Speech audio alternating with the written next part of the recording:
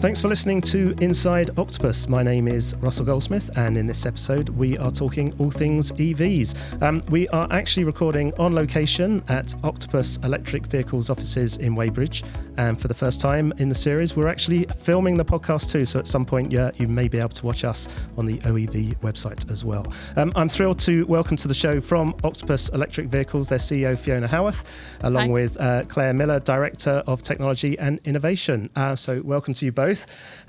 Fiona, let's come to you first. This is the first time we featured your part of the Octopus Group on the podcast. So tell us a little bit about OEV. Yeah, hi Russell. Well, this is obviously a pleasure to be on the Inside Octopus podcast. So we at Octopus EV try and make it easy and affordable for people to make that switch to electric vehicles. When you look at kind of overall emissions in the UK, almost a quarter of emissions are from transport, and actually a significant portion of them are from our roads. Significant of that is cars. So the more that we can switch our cars into clean vehicles is super important for the climate. In addition to that, it's not that well known, but almost 40,000 people die every year in the UK due to air pollution. So again, this isn't just a long-term thing for the planet. This is an immediate impact that we can make on our roads today by switching out of these fossil fuel vehicles into our electric vehicles, so we can make a big difference. And we're quite excited about both of those from a big picture standpoint. So over the last, I've been here nearly 6 years. And over that time, we've been trying to make it as easy as possible across this transition. And what's really interesting is that we've got this combination of cars meeting the energy sector.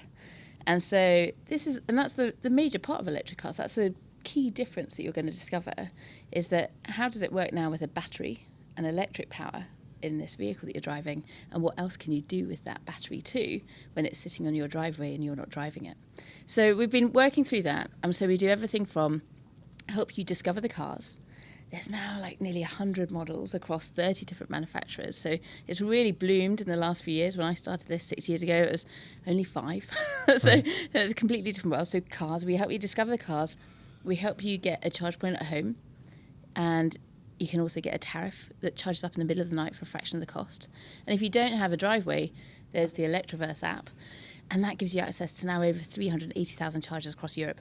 And we bring it all together and make it super simple for people to make that switch. And in addition to that, we've been thinking about how do we then take more value out of the batteries, and I think we might come on to that later. And we're lucky to have Claire with us today. I won't get into that right now, but the other part that we've really focused on is the amazing incentives that we have today. There's a low company car tax rate, which the government has committed to. It's like 2% today, and it will only increase to 5% through to 2028, which is significantly better than anything on the internal combustion engine side. And that also unlocks this thing called salary sacrifice. Salary sacrifice is an employee benefit that you can get through work. It's like cycle to work, but for cars. So it means that you pay out of your gross salary, and you can save 30 to 40% every month on your monthly car payments. And in fact, it's not just your car, it can be your servicing and maintenance, your insurance. In fact, we roll in your free charger at home and some free miles of electricity, or you get that card if you don't have the driveway and get free miles of electricity on that card, all rolled into one. And you're saving 30 to 40% on all of this. And it makes it cheaper than the petrol diesel car on a monthly basis, even though sometimes they're £5,000 or £10,000 more expensive up front. So when people see their list price for the EVs, they're thinking, oh, these are really expensive. But actually on salary sacrifice, they're actually much cheaper. And that's before the running costs. What's a little known fact is that if you can charge at home on an intelligent Octopus tariff, you're saving something like 85% of your fuel costs than what you'd be spending on petrol in the equivalent car. That's over £1,000 a year for the average driver in the UK, just by making that switch from a petrol fuel car to an electric car and charging up on a smart energy tariff from Octopus. So the whole thing, we've been kind of working through these different bits to bring it together, to make it easy, and delighted to say, the last 2 years have been really exciting with this salary sacrifice scheme, where we've seen just so much enthusiasm from the businesses out there to help their employees make that switch to EVs, set up these schemes, and really help them make that switch to clean transport in those communities as well. That's fantastic. And just taking it back a step, in terms of, like, as I mentioned, we're here at your offices. How many people do you have here? I mean, you said you've been here 6 years. So How much has the company grow, or this part of the business grown in that time, and how many people do you have here now? Well, we've done a bunch of different things in the team. So we started off, thinking about the energy tariffs and those kind of things. And a bunch of those things have actually moved into different bits of the energy business now. So there's a whole team that look after energy tariffs that doesn't sit with me, but in Octopus EV, where we really focus on this aggregating it together and doing the salary sacrifice piece particularly, there's over 220 people now, actually. So that's grown from 25 people at the start of 2021, so 2 years ago, 25 people to 220 in 2 years. And how do you sit in relation to the wider Octopus group? So we sit within Octopus Energy, the Octopus Energy Group. I believe there's now like 50 entities, which is pretty mind-blowing. And I think I've been an entrepreneur within this environment where I've been with other amazing entrepreneurs on a similar mission, but they've like kind of been ahead of us, and they've shown how they can grow a business, build great customer experiences, great customer relationships. So we've been able to borrow and copy actually a lot of the kind of operational setup from Octopus Energy. So the way the teams are set up and they look after customers, and they, if you come in as a customer, you'll come into the same team again. So it'll be the same people that you'll interact with each time. Those kind of things that enable us to give an unparalleled service, we've been able to borrow from as we've set up Octopus EV. And also just the kind of mentoring that we've got across the group has been unparalleled. I feel very privileged to be part of such a bigger machine, but yet still have the autonomy to be able to follow our own mission in the transport space. And is this typical of that Octopus culture here? Because obviously, we've had a chance to wander around the offices. It's a fantastic environment that you've got. You've got the pool table in the kitchen. There's a table tennis room. You've got these beautiful little octopus. Constantines is everywhere. There's coffee and free crisps, and is that typical of the culture of Octopus, or is that unique to you guys? How does that compare? Yeah, do you know what? I think there's a unified kind of common culture around looking after people. So things like people before the problem. So if things go wrong, you look after the person, you make sure they're well, and then you figure out how to solve the problem. And there are other things like, I'm sure you probably covered them in other podcasts around tower craning, dry stone walls. We can cover onto them in a bit, but those cultural pieces are common throughout the Octopus Energy Group. But I do think that we get to play on that within ourselves, and obviously we work with cars, so we get to test drive cars. So every year we have a test drive event for all of our team, and last year we had, I think, 35 different cars, and we got the team together and we did a bit of a debrief, but also it's important for everyone to be able to try the cars, test them out, they get to talk about them, but it's also loads of fun. So we have our own, pieces within our culture, I think, that are specific to the EV space too. Excellent. Claire, you've been sat patiently there. That we should bring you into the podcast. Do you want to tell us just a little bit about your role here? Sure, and thank you, and thanks for having us. It's really nice to be on, and it's nice to be on together. Actually, It's really nice to have the two sides of everything. So I have only had just over 4 years, so I'm kind of not quite as long in the tooth at Octopus Electric Vehicles as Fiona. My role over those 4 years, again, like everybody's who's been there who's been around that long, has grown and changed. So I originally, I don't know, maybe I'll tell the story of how it happened. So Fiona and I have known each other a very long time, and we're both engineers, and we've both worked on lots of different challenges in the energy and kind of tech space over the years. And I was ready to come back to work after having my second child, and we got chatting, I think, one Christmas 2018. She said, we've got this really exciting project, Power Loop. It's vehicle to grid. It's how do you get energy out of a car battery, put it back onto the grid at times when the grid is actually at the moment really dirty and relying on gas to meet the peak demand. So like at tea time, everyone puts their lights on, puts their cooker on. But we're not really sure how we're going to do it. We don't really know how we're going to get the cars. We don't know how we're going to get a special charger to make it work between the car and the house. We've got lots of project partners, and in fact the project itself was part funded by Bays through Innovate UK, and it was a pretty competitive process that Fiona went through with one or two others to really kind of sell this vision. Now we need to deliver, and so for me that was that's just grist to my mill, really. I was like, okay, well, I'll come and have a look and see, and that was it, day one, hooked. And we had to build, every piece of that ecosystem. And a bit like Fiona was saying, we've kind of grown up as the Octopus Energy Group ecosystem has grown up, actually Powerloop has been the kernel for lots of bits of our business, learning how you source cars, how you lease vehicles. Also, bits that have gone into like other bits of the group, like how do you get permission to install a charger and how do you do that charger install? Well, that's part of Octopus Energy Services. There's lots of elements of that project. So that was, I guess, the start of my Octopus journey.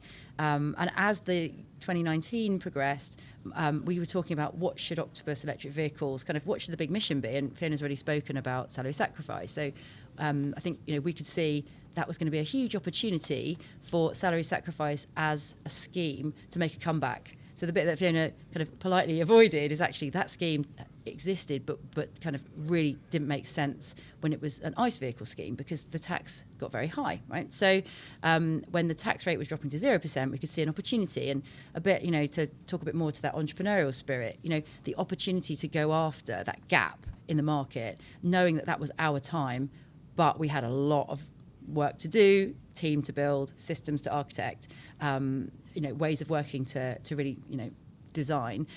So I decided that that would also become part of my life. And so together with the rest of that early founding team, we started to work on how do you build and design the systems and processes you need to run a leasing business. So my role has been kind of quite broad and delivering on that innovation side, as well as thinking about how do you do new lean, I guess the most effective way of running a startup leasing business. Right. So yeah. But in terms of I guess the engineering passion is really in that vehicle to grid side where you understand how do you get energy out of the vehicle back onto the grid and how does it feel for a customer. And I think that really plays back to Octopus Electric Vehicles, which is we're helping people to decarbonize their transport, but actually it really revolutionizes how they think about energy in their lives, right? And so I think we're quite privileged as part of the group to say, well, we're the ones that kind of almost we put that vehicle in the heart of someone's life, and it really then totally changes how they think about their home energy use, where energy comes from, how they're using it, and it's really exciting to help people on that journey to what is going to be our electrified future. You've both referenced the salary sacrifice scheme. Fiona, I was just wondering how many businesses are now signed up to that, and sort of the number of employees that might potentially reach. Well, so one of the reasons we really went into that is because it's so compelling, and actually we've had a real uptake, and it's well over 2,500 businesses in the last 2 years that have taken it up. So they're now offering that out to almost 500,000 employees. Wow. So that's been quite a significant uptake from those businesses, and I think that's super exciting because the quicker that we can offer that out to more and more employees, the quicker we can help make those changes on our roads to cleaner air and less emissions. Going back to the piece that Claire was just mentioning around Powerloop and the kind of inception of Powerloop, the early days, I remember in 2010 I came across this amazingly smart guy when I was working on government policy actually in the energy sector. His name was James. And on one hand, we had these people that were like, what we're going to have to do is have all these fossil fuel power stations sitting around idle, not generating electricity unless we really need it, but they're going to be really expensive. But that's going to be there ready for when we don't have as much wind power or solar power as we need, because at this point in time, we're going to have loads of renewable energy, but we can't rely on them all the time. And so we're going to ask everyone to pay loads of money for these fossil fuel generation sites that aren't going to generate very often. And this guy, James, he's like, but what we should do is we should put the customer back in control, and we should give them dynamic pricing. And we should say, do you know what? It's going to cost you an extra 50 quid if you want to boil your kettle right now or take a shower right now, whatever it might be. We should have dynamic pricing. So that's so clever. So this is 2010. And I was like, what's stopping us being able to do that today? And they're like, well, we don't have smart meters. And I was like, but they're rolling out, so that's going to come. And then there's the tech systems we don't really have. And amazingly, when I met Greg when he was starting this business, he's like, we're going to start this amazing tech platform in the energy space, and we're going to basically be able to play tunes and have dynamic pricing. And I was like, that's so clever. And the same time when I was with this guy, James, in 2010, talking about this, he was like, but Ben, part of the problem is you don't have a lot of flexible energy. The reality is that you're going to want to eat your tea when you want to eat your tea. You're going to want to take that shower when you take the shower. If you want to straighten your hair, you're going to do it then. You're going to play the Xbox. But there are certain things you don't mind when they go on. So you probably don't mind what time in the middle of the night your dishwasher goes on or what time you wash your clothes, as long as you can hang them up shortly afterwards. And then you get cars. And cars, you totally don't mind when they charge up, actually, because you really only use a small amount of battery each day. You can just top it up when it's cheapest, when there's the abundant wind power hitting the grid.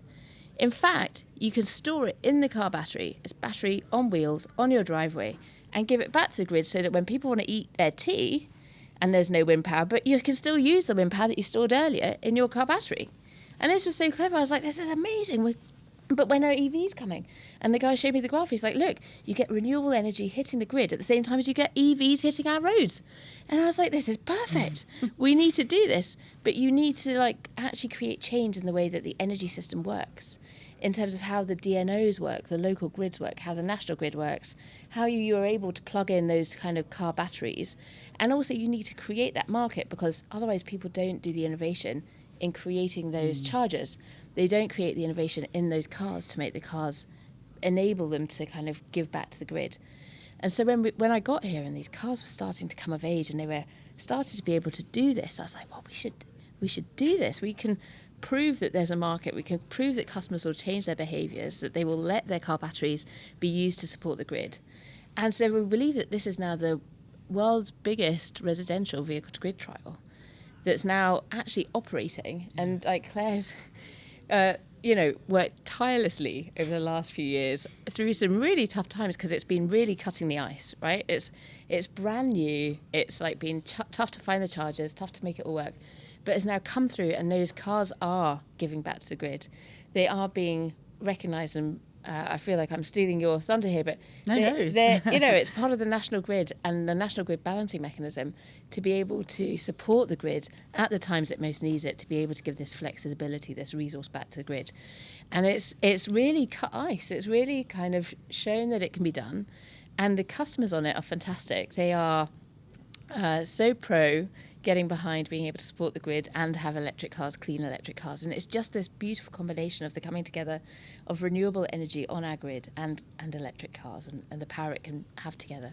Maybe this is one for you, Claire, because clearly you guys are doing a very good job. You said how many cars are going through the system. Is the infrastructure there to support it? So in terms of infrastructure, I think we could probably do many podcasts just on infrastructure, and it's become quite a hot topic, I guess. Look, I think it's important to think about, first of all, the context. Here we are, it's the very start of 2023. We are right at the the tipping point of this transition, right? So it's important to have that context, which is, as Fiona said, the number of car models available is rising. Interest in EVs is definitely rising. Someone the other day messaged me to say, I've just been to the cinema and every advert was for an EV in the whole of the run up to this film. It's absolutely incredible. So it's starting to be part of that kind of public consciousness. At the same time as the vehicles are rolling out, infrastructure is starting to roll out in terms of chargers. And those different types and kind of power levels of charger are coming at different times in different places. And so if you start thinking about it, it's this kind of, it's multi-dimensional challenge of, okay, well, where are the vehicles?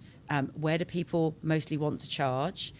Where do people do journeys? Okay, so how fast should a charger be if you're parked overnight, to Fiona's point, which is doesn't need to be fast at all because you're asleep. So you can leisurely 7 kilowatt home charger is great, and that can be on your driveway or maybe coming soon to a street near you, right?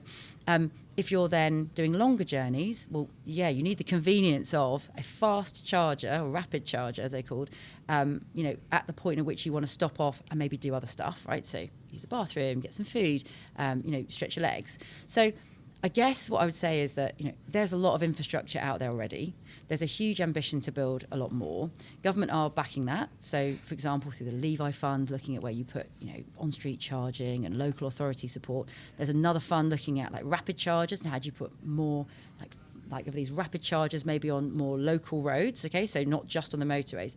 But I think the counterpoint to that right now is almost an acceptance that when you're in the middle of a transition, things move at different paces relative to each other. And sometimes you do get these bottlenecks. And, I think we all saw it over Christmas, 1 or 2 days when a lot of EV drivers tried to go to the same place at the same time using the same chargers, inevitably led to a very busy day at one sort of set of chargers. But actually, there's a lot of charger infrastructure out there, and there's a lot coming. So I think my final point in this would be, if you're listening to this thinking, shut up, Claire, for goodness sake, I can never get on a charger, and they're always broken, and it's absolutely awful, and it's terrible. What I'd say is, I absolutely hear you. And the great news is that you are a pioneer and you are going to be looking back in the next 6 months, year, 3, 5 years. And as people start really adopting EVs, we're not even in the early majority of adopters, right? We're still in the pioneering, early adopter phase.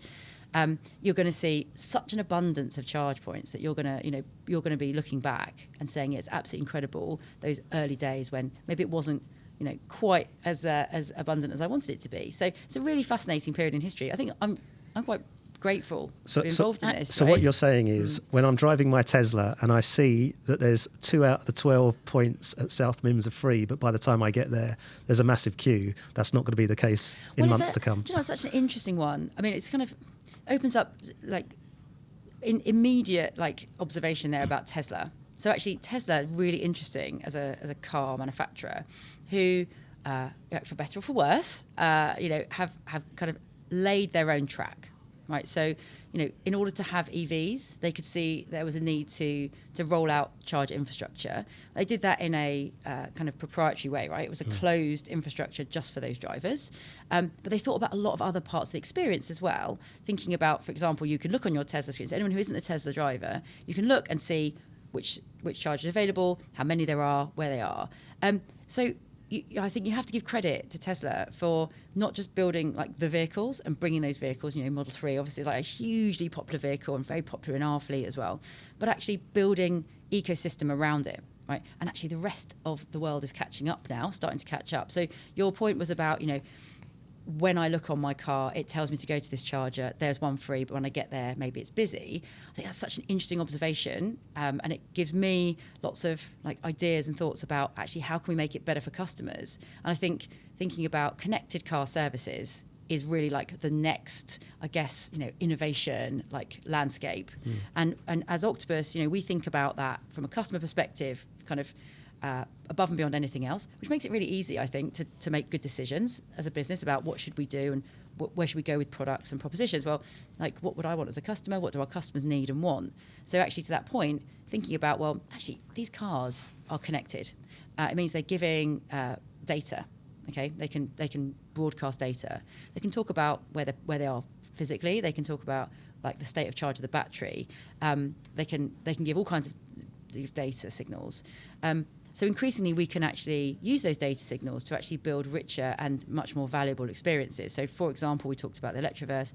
If you think about that route mapping, if you start to lay in the route that you want to go on with data from your vehicle, live state of charge, you start to layer in data from the charge points themselves. You start to think about really next level services for customers and building confidence, because I think that's another part of it, right, is having confidence that you are going to be able to do your journey, get to the charges you need to so you can get to the place you need to get to. I think that connected car world is coming, and it's coming super fast within Octopus because we're building from various different angles those connections to the vehicles and connections to other services as well. Sorry. No, I was going to say, I think there's also a mind shift around how we're going to charge these cars. So when I first got into this, automatically my mind model of how I fill up my car is I go somewhere and I top up my car. I put in some kind of machine, a petrol pump, I have been for years, and I fill up and then I drive off again.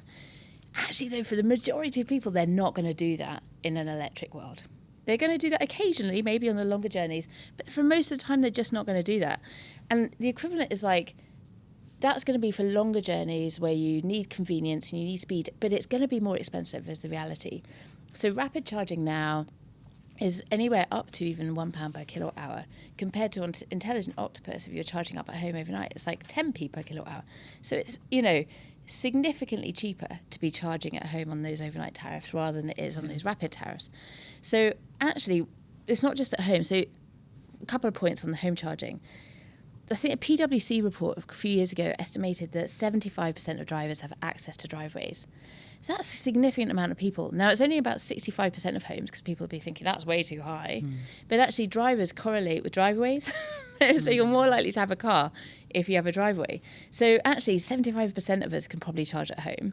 And then other people on top of that can charge at work or at community charging locations. So like maybe down at the local car park, like a community car park, on your like lamppost outside your house, or even on somebody else's driveway. So I'm really excited about some of the innovation we're seeing, where say there's community chargers where it's like Airbnb for charging. It's like you can book my driveway, come and use my charger, and it's much cheaper than say the detour for diesel that you used to have to do, or filling up, detouring for your charge. Actually, it's just in that driveway that's in the house a few doors down. So there's all this innovation that's going to be lower cost as well.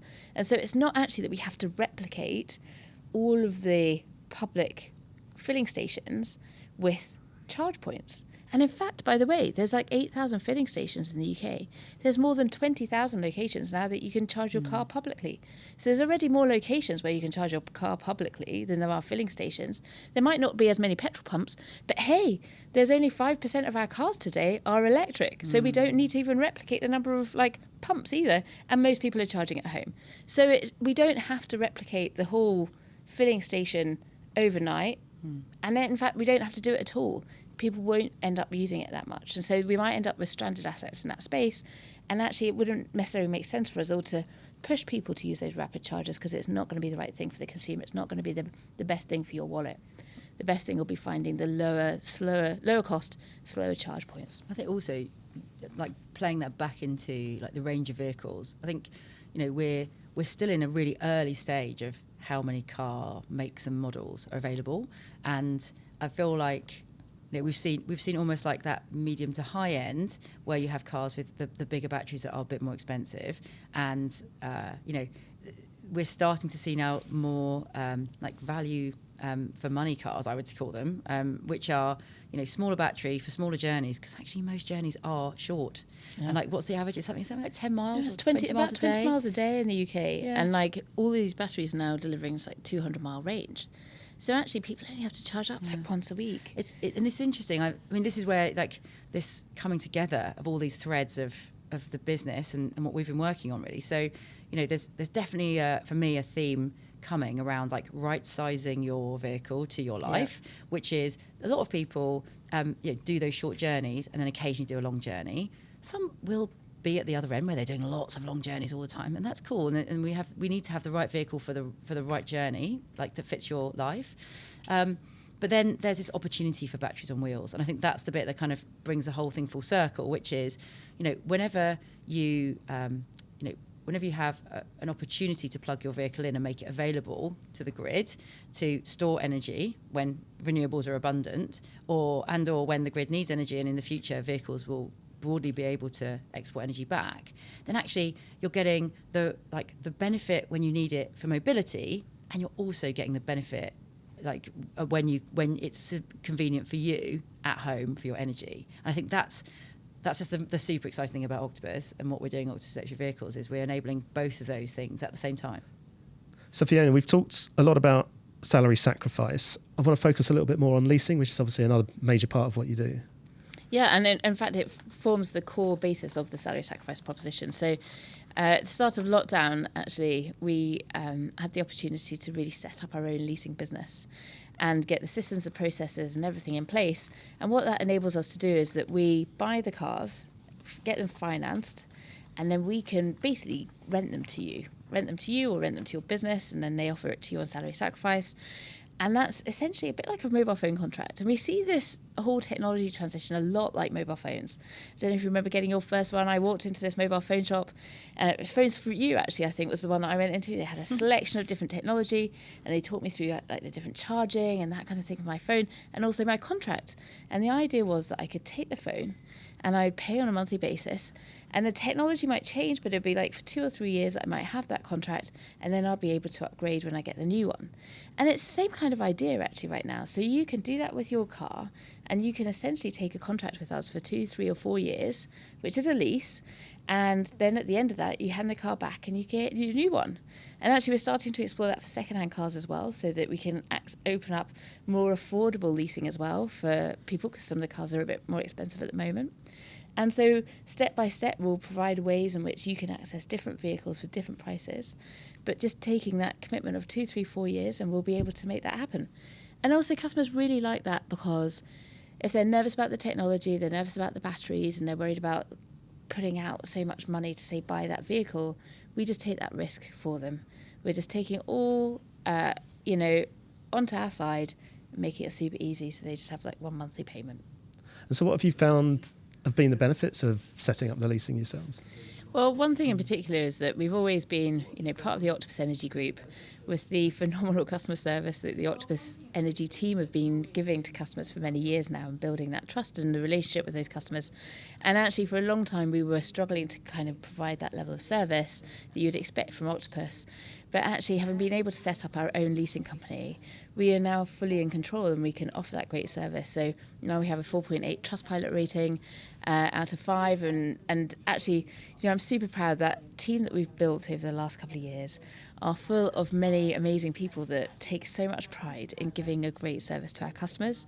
And whether they're building the tech tools, the kind of, online experiences that you might have as a customer, or they're the person that you speak to when you call up if you've got a problem, everyone is so proud to be giving the best experience possible. And you can tell, I think, that I'm delighted by that, and I think it's so much better than I'd ever hoped for. Well, you're clearly passionate about it. Yeah, they're a wonderful team. Claire, I just want to come back. You mentioned, or you both talked about the Power Loop trial earlier. I want to just step back to that, because I was keen to just understand a little bit more in terms of how that actually worked. If you can just go into a bit more detail on that at all. Yeah, sure. So the trial itself was about understanding from a customer perspective, how could vehicle to grid work? Yes, we've talked a bit about batteries on wheels, accessing the electricity that you've stored in the battery at a time when it's abundant and cheap and green, and then being able to give that back to the grid at times when actually at the moment we rely on burning gas. Okay, so there's a very rapid and rising demand between about 4 and 7 p.m. in the UK every day.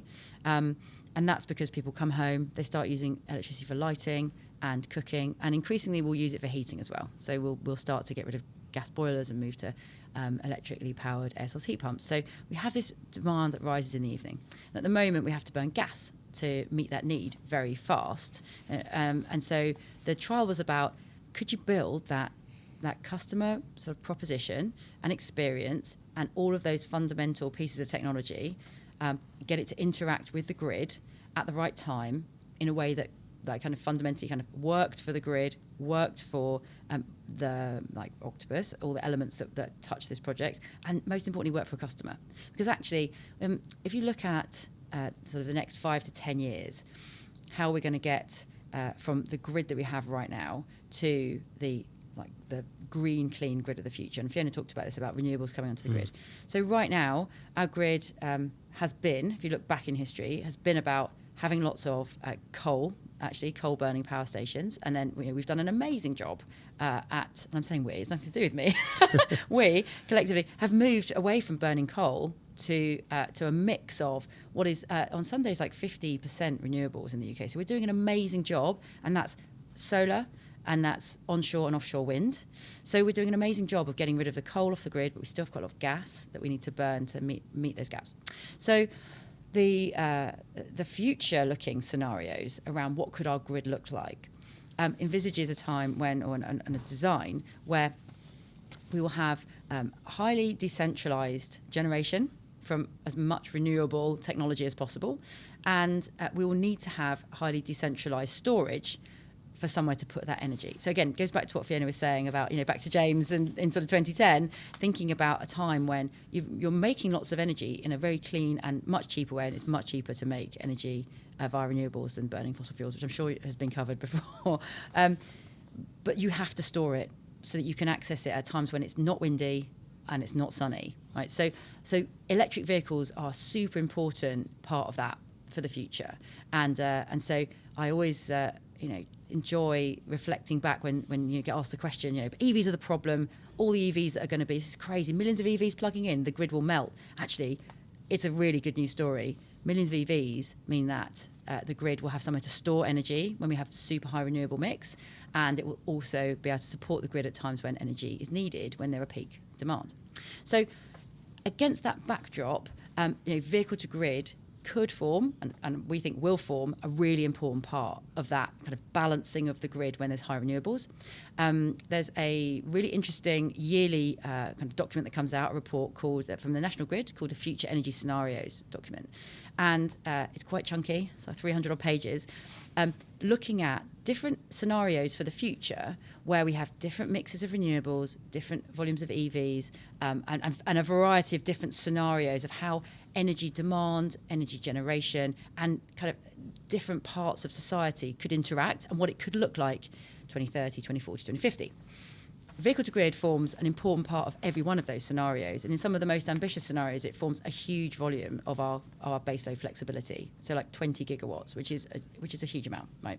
Which is predicated on folks having EVs that can do vehicle to grid, so can operate in this way, and having flexibility providers, so companies who can send messages to those vehicles at the right time to get them to charge and discharge in an orchestrated way, actually taking that instruction from a signal from the grid when the grid needs energy or it needs somewhere to store.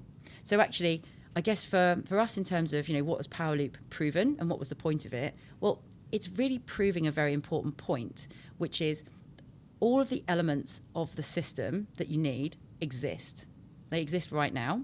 So actually, whilst there are technical challenges around the particular technology on the vehicle, the particular communications protocol, these are kind of very technical, in the weeds, kind of challenges, but they are kind of proven out, and that will evolve naturally, and they are completely surmountable with the right time and the right team.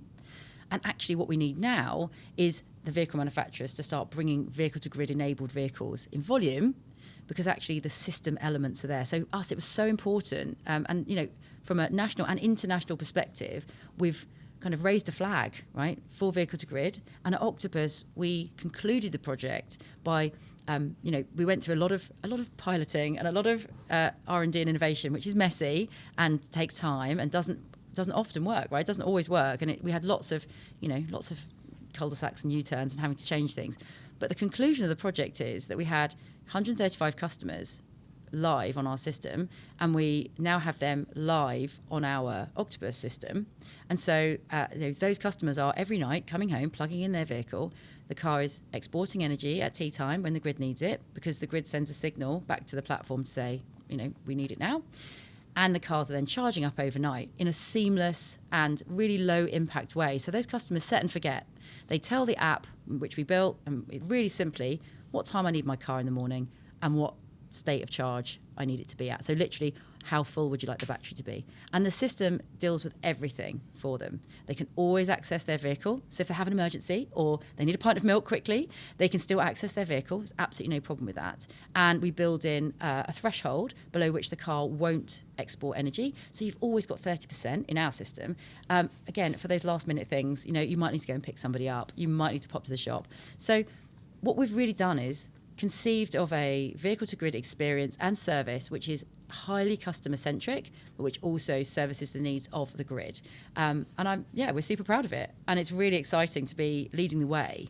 And we look forward to the next generations of those technologies, which again, we need those vehicles, we need them to come in volume with vehicle to grid enabled on those vehicles, because we want as many people as possible to have the opportunity to take part. So yeah, there you go. There's Powerloop in a nutshell.